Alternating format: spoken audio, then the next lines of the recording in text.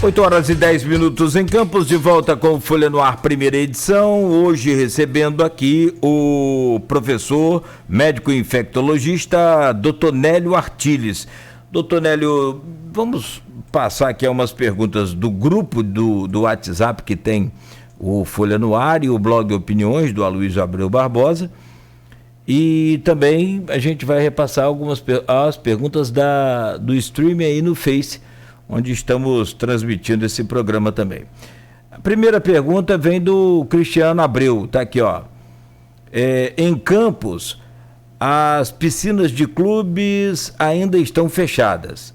Em várias cidades, elas foram reabertas com critérios de horários mais restritos de funcionamento, ocupação de raias e horários de interdição para higienização.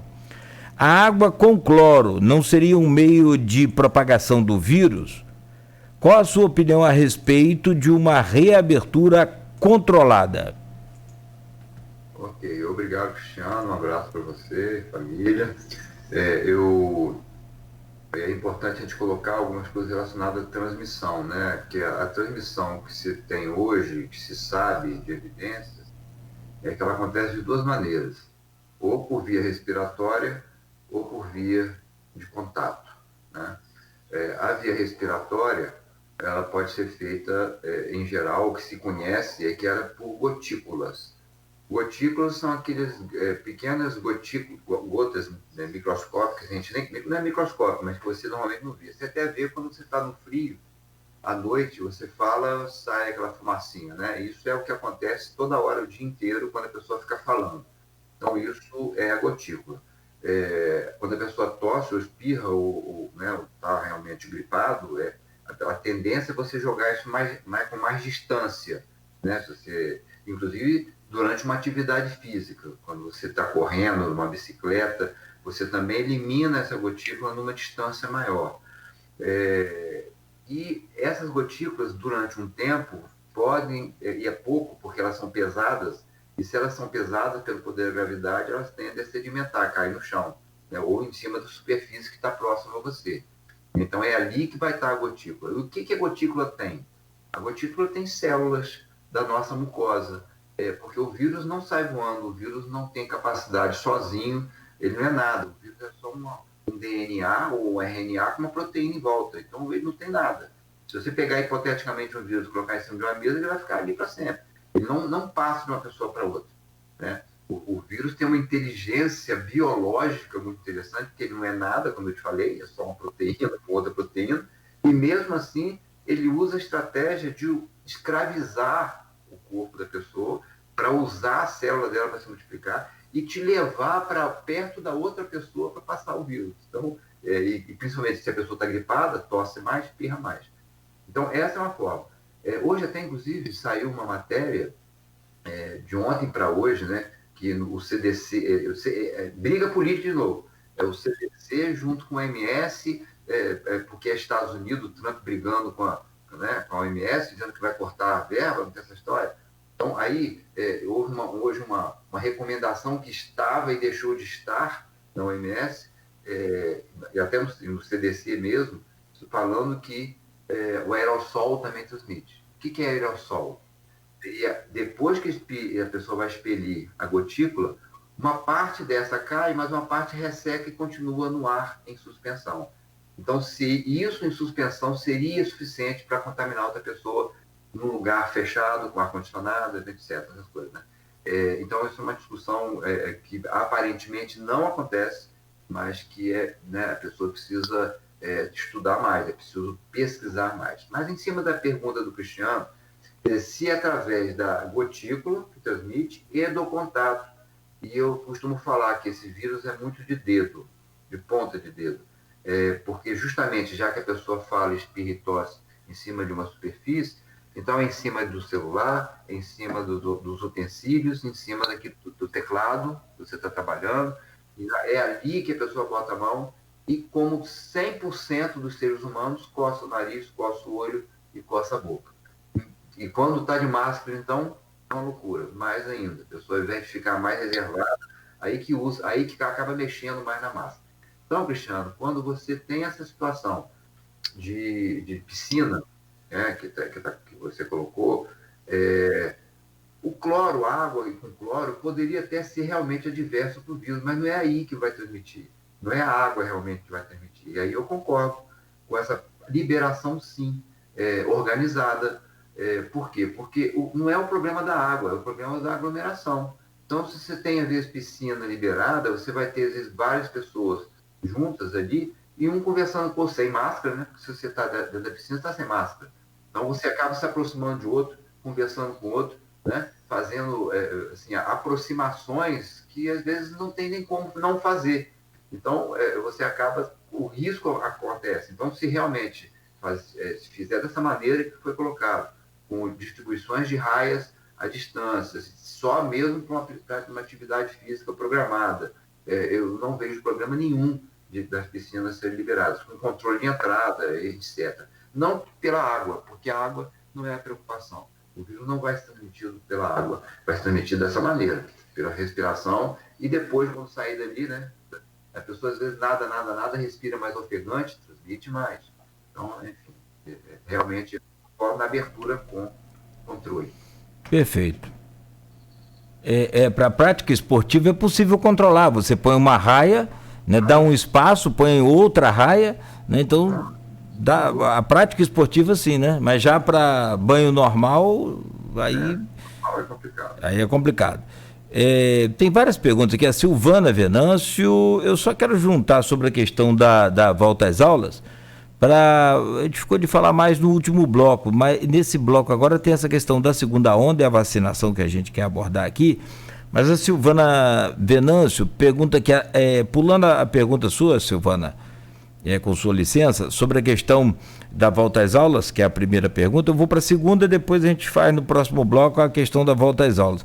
A tal da segunda onda, que era também muito temida, e parece que em alguns países, né, essa segunda onda dá digamos, uma ameaçada. O senhor pode até atualizar a gente com relação a esses números aí. Na França teve um ensaio de abertura de escolas e aí teve que voltar, parar, enfim, seria a tal da segunda onda, e a segunda onda já está chegando nos países europeus, segundo a Silvana. E no Brasil, quando na verdade chegará a segunda onda, se parece que nem saímos da primeira? É isso aí. Na verdade, a onda aqui no Brasil é um tsunami. É uma onda que não baixa. Nunca vem marolinho, né? Não. É uma onda que se mantém. O que acontece? Nosso país é um país de dimensões continentais, né? É um país feito de vários países, certo? Nós temos cada estado do Brasil aqui que equivale a um país europeu, né? A gente sabe disso, né? O tamanho dos nossos estados são muito grandes. E cada um com uma realidade, do seu interior, enfim. Então, óbvio que essa curva vai ser diferente dos países menores. Você pega um país como a Itália, que é menor, o país da Espanha, que é menor. É o que eu falei. Isso são estados. Lá na Europa, se você dimensionar, né, o tamanho, nós poderíamos dizer que aqui no Brasil, em cada estado, nós estamos tendo uma realidade.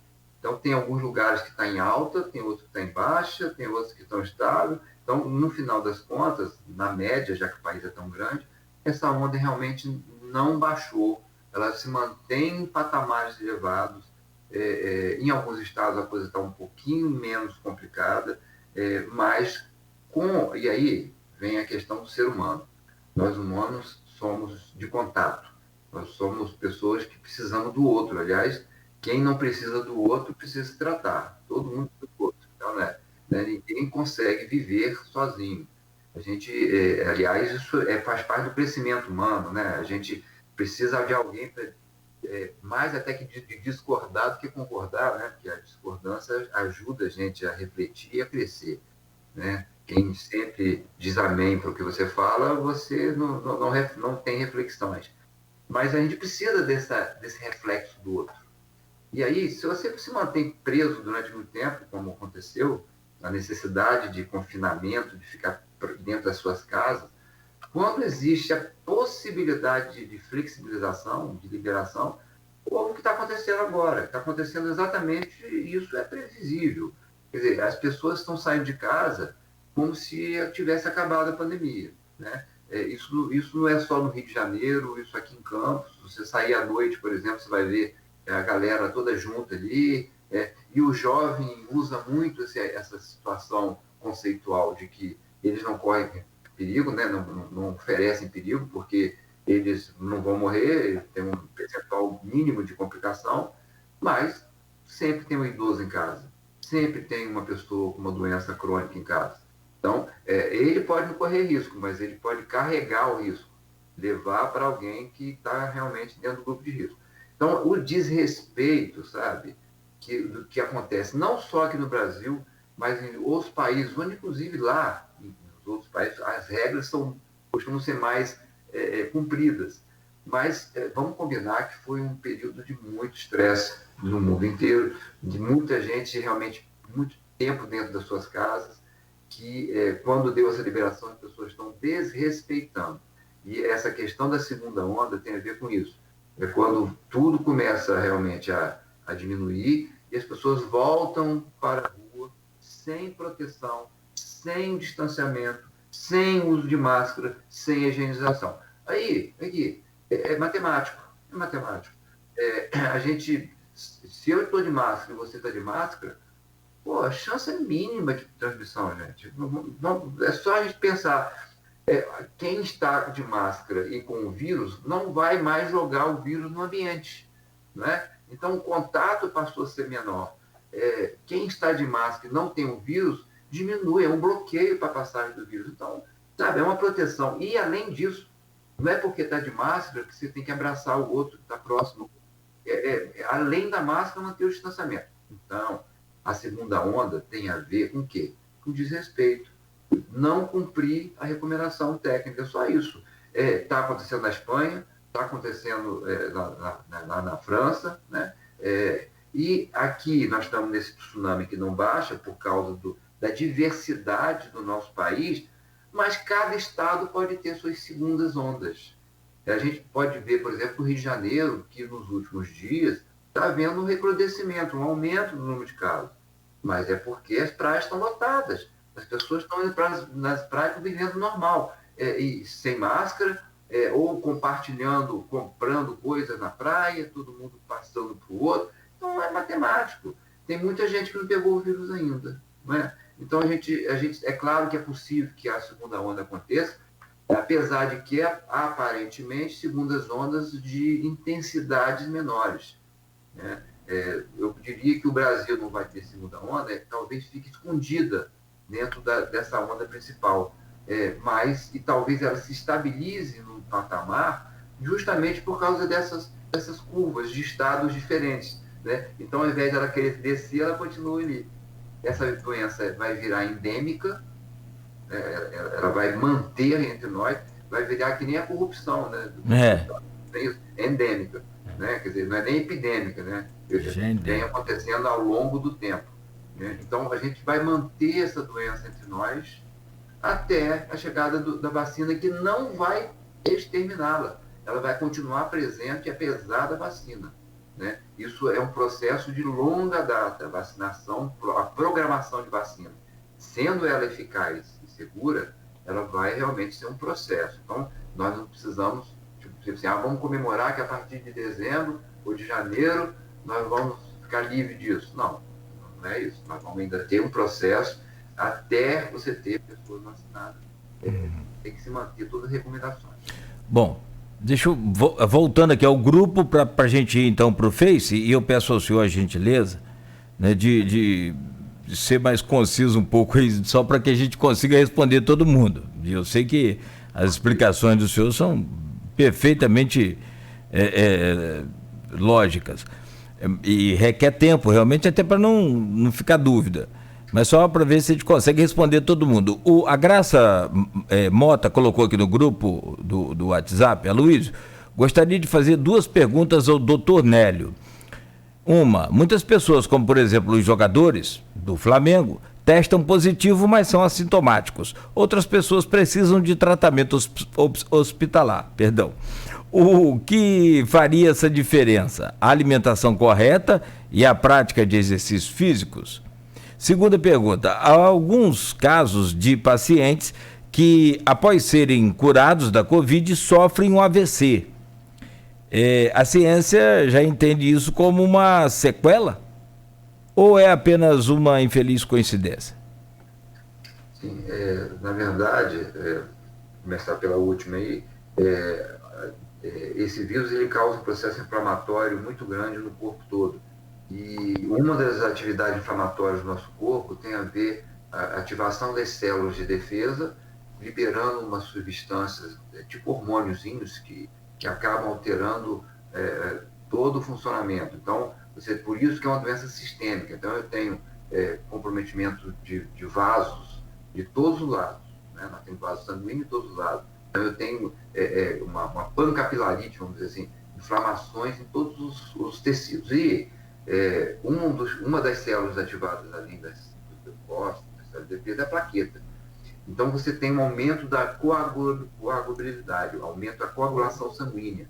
Existe uma tendência a isso. Então, todo paciente com Covid hoje já é a rotina, está no CTI, está usando anticoagulante, entendeu? Porque é sim uma complicação da Covid ter a coagulação. Se a pessoa é obesa, se a pessoa é diabética, se a pessoa tem problemas, outras doenças crônicas, doenças de circulação mesmo, essas pessoas correm um risco maior ainda de ter trombose, derrames, etc. Então, hoje se tem alguns parâmetros que você pode utilizar, exame de sangue e tal, mas é uma complicação sim, é uma sequela sim. Tem pessoas até que têm poucos sintomas e acabam depois lá na frente com infarto agudo do miocárdio ou com um derrame. Né? Isso é uma realidade. Então, há necessidade do cuidado de realmente fazer essa prevenção da coagulação. E, em cima disso, a pergunta em relação à atividade física é fundamental. Nós temos que estar preparados para as próximas pandemias. Não acreditem vocês que essa é a última. Né? Não foi nem a primeira e nem vai ser a última. Nós temos outros enfrentamentos, outros desafios. E não é só para as pandemias, para as doenças que fazem parte da nossa vida. Viver é perigoso, como dizia Guimarães Rosa. Né? A gente corre riscos, né, de adoecimento, tá? A todo momento. Então, nós precisamos sim fazer a nossa parte. Se alimentar bem, fazer atividade física, tentar não ficar com peso além daquilo que temos, né, que precisamos, né, pela altura e tudo. Então, a gente precisa se cuidar. Se cuidar, porque numa hora que chega uma doença dessa, se você está dentro de um equilíbrio clínico, a doença vai pegar pouco você. Né? Não adianta ser ex-atleta, não. Você tem que continuar fazendo as atividades. Né? Não adianta ter porte atlético, não, né? Desculpa, doutor. Fazer nossas atividades com coerência e com regularidade. Tá? Outra coisa importante quer dizer, ser do Flamengo, desculpe os flamenguistas, mas eu sou sofredor botafoguense. Porque o Botafogo é assim, quase nunca ganha. Quando ganha, a gente comemora muito mais do que no flamenguista. Ganhou ontem até. Pois é, então, o Botafogo, difícil ganhar. Quando ganha, a gente comemora. Mas estou brincando. Na verdade, a gente precisa, o Flamengo teve realmente esses casos mais leves, porque justamente são jovens, para começar, né? Os jovens realmente têm quadros leves, e são pessoas que estão condicionadas fisicamente. Então, é isso. A recomendação é: se cuida. Se cuida porque os perigos existem e vão continuar existindo. Perfeito. Bom, aqui deixando o grupo aqui, o Marco Antônio e a Silvana, as duas perguntas de vocês relacionadas à volta às aulas, a gente faz no próximo bloco, só para fechar esse bloco. Deixa eu ir então as participações aqui no Face. E essa rede social é o mal barato. Ela deu voz a todos, inclusive aos idiotas. Né? Me perdoe, doutor Nélio, tem um rapaz aqui botando para dar um abraço para a avó. Então, o bom da internet é isso, que ela deu voz também aos idiotas. Mas vamos lá, vamos aos que querem realmente fazer a coisa séria. O Maurício Batista, que tem a participação aqui, quase que societária desse programa, né? Doutor, acho que essa aqui, mesmo que o senhor já tenha respondido, só para a gente registrar, ele diz aqui: doutor Nélio, qual a sua análise com relação ao presidente no enfrentamento à Covid? né? Desde o começo era uma gripezinha, com a cloroquina sendo solução sem comprovação científica. Mário Terra, Areia, Mário Filho, entrevista com o doutor Nélio é sempre uma aula. Parabéns aí ao meu colega dos tempos de liceu e Castores. Depois você manda um abraço para ele aí. Aí o Maurício participa aqui também, o prefeito desde março criou o CCZ, que foi quando a gente falava aqui, né? A Cristiane Siqueira, gosto de ouvir o doutor Nélio, atualizado e sábio. A Gracete Nunes faz uma pergunta. Doutor Nélio, bom dia. Como o senhor avalia as medidas de flexibilização dos estabelecimentos num período em que a circulação do vírus ainda não estava controlada? Isso tem relação com o índice de infecção que ainda temos? Voltando ao assunto, mas a gente tenta reformular aqui para o senhor dar uma sintetizada também na resposta. A segunda onda da infecção em Campos já aconteceu ou está por vir? Como o senhor vê a pressão de alguns setores para a abertura das escolas, por exemplo? São várias perguntas da Gracete. Eu vou falar algumas, se eu esquecer, você me fala. Tá, sim. Normal. Só gosto do Mário Filho, grande abraço, realmente, né, conhecido de longa data. Eu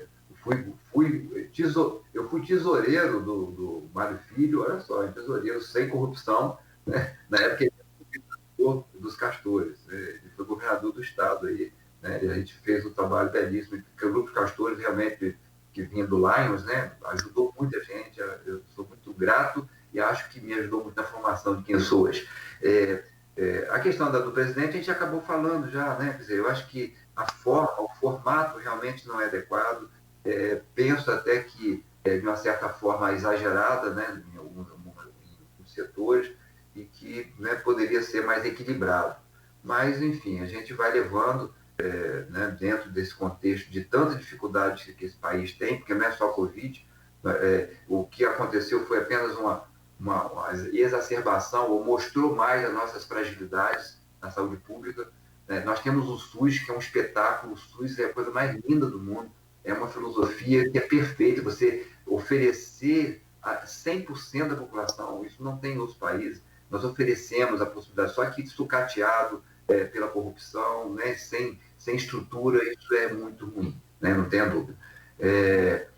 A outra situação é a questão da flexibilização. A flexibilização ela pode ser criticada, mas se a gente olhar, e aí eu posso até olhar a parte que o presidente coloca, né, de uma forma, talvez seja uma forma lógica e pertinente, de se abrir o mais rápido possível para que não haja uma quebradeira. E a gente sabe que muita gente quebrou.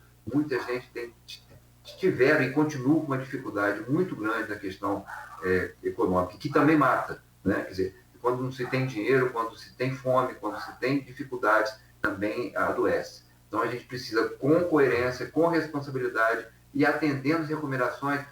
Não sou contra a flexibilização, não sou contra abrir, porque qual a questão? Nós precisamos ter aquilo que a gente falou, Cláudio, que é a quantidade de leitos de UTI. Isso é muito importante. Mas também o grau de transmissibilidade que está ocorrendo. Se os dados dos municípios são coerentes para que haja abertura, assim como também serão para dar um passo atrás, para voltar a ficar mais duro, né? Se aumentar o número da taxa de ocupação de UTI e enfermaria e também da transmissibilidade, a tendência é voltar a ser mais rígido. Mas eu acho que é possível flexibilizar sim, tem que flexibilizar, porque as pessoas precisam viver.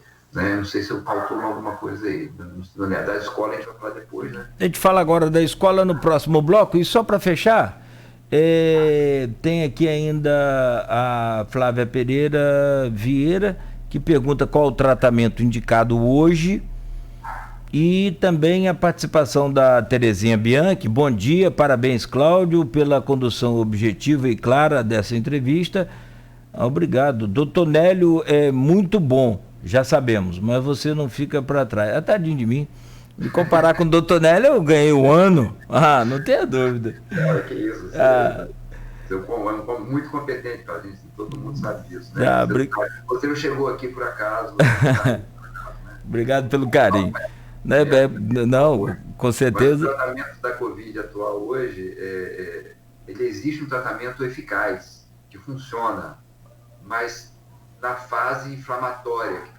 Nós temos a fase inicial, que o vírus está ali se multiplicando e dá aquele quadro gripal. Nessa fase, eu já disse que não existe remédio antibiótico, não existe medicação que acabe. Aí você precisa estar alerta e sensível na percepção de se isso começar a piorar. Se isso começar a piorar, a partir de uma gripe comum, começar a ter sintomas de piora, aí você entra na segunda fase da doença, que é a fase inflamatória. Nessa fase tem várias medicações que funcionam comprovadamente. É o que se utiliza hoje nos CTIs e tudo, que é, na verdade, o corticoide, a cortisona, nunca antes, que antes pode piorar a situação, mas nessa segunda fase ela funciona, assim como o anticoagulante, a gente acabou de falar aqui, também funciona e é comprovado que funcione. Algumas substâncias de que diminui essas inflamações do corpo, né, diminui a ação dessas citocinas, interleucinas que a gente fala. Então, essa questão alguns estudos mostrando que o soro de quem já teve também pode funcionar, e isso não é tão evidente assim, mas parece que funciona. Então, na fase de piora, tem o que fazer. Na fase antes da piora, é você se controlar, se observar, usar sintomáticos e procurar o médico na hora certa. Procurar assistência médica quando você realmente precisar ir, é assim que se funciona. Mas como é que eu faço? Eu vou esperar piorar? Olha, não é esperar piorar. Você precisa esperar ver qual é a reação do seu corpo, já que não tem remédio antes para bloquear a evolução. Não tem vitaminas. Tem vitamina, eu falo assim, vitamina D hoje, se a pessoa tiver com falta dela. Se a pessoa tiver com deficiência de vitamina D, realmente não é bom. Então, a pessoa precisa repor a vitamina D, que tem um efeito importante na imunidade também. Mas não fazer indiscriminadamente vitamina C, vitamina D e tal, isso não cabe. É dipirona, sim, ou paracetamol, né? Muito líquido, sabe? É assim que você trata a Covid na fase inicial, né?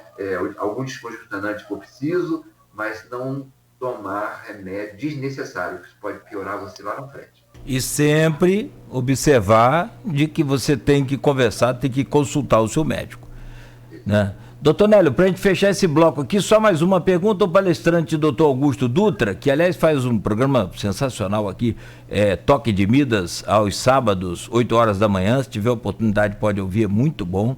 Ele diz aqui, caso haja oportunidade, como está a situação de quem apresenta IgG? Pode ser reinfectado? E o Dadá Marciano, o da Hora, ele diz aqui, entrevista muito produtiva, utilidade pública, parabéns aí, amigo Cláudio Nogueira, e o doutor, ótimo dia. Obrigado, Marciano. Então, no caso da pergunta aqui do Augusto Dutra. O Augusto, né, parabéns, eu já tive a oportunidade de ver o seu programa, realmente é muito bom, né, recomendo para as pessoas, né, suas palavras são muito importantes, muito sábias. A questão dos exames, são exames ainda que nós temos muita dificuldade. O exame padrão ouro, o melhor exame para fazer diagnóstico de Covid é o tal do SWAB. É aquele que você procura o vírus na parte respiratória, que vai dar mais positivo ali a partir do terceiro dia, quinto dia está ficando muito bom para colher, e quando chega lá para o 10º dia já começa a diminuir a possibilidade de dar positivo. Então, é uma faixa de tempo pequena, né, que vai dar positivo, e esse é o melhor exame. Você tem ou não tem, né? Quando entra na questão das testagens, aí, Cláudio, você falou mais testagem, tem que tomar cuidado, porque os testes rápidos, por exemplo, são muito falsos. Eles podem dar muito falso positivo e muito falso negativo. Então, às vezes dá positivo, pode não ser. E às vezes dá negativo e a pessoa tem, imagina. Então, é um exame sem confiabilidade, pouca confiabilidade. Então, nós precisamos ter muito cuidado nessa hora. O anticorpo IgG, que o Augusto fala, e aí seria a sorologia, é um exame que pode dar positivo. Só que hoje os estudos estão demonstrando que a tendência dele dá positivo mais tardiamente. Então, lá para o 14º dia, 20º dia. Então, o que acontece? Se a pessoa tem Covid, deu positivo no nariz, não precisa mais fazer o IgG, não há necessidade, porque se o IgG é negativo, houve ali uma reação do corpo que já resolveu, já controlou. Então, esse não é o critério da pessoa voltar para trabalhar, por exemplo. O IgG não é critério.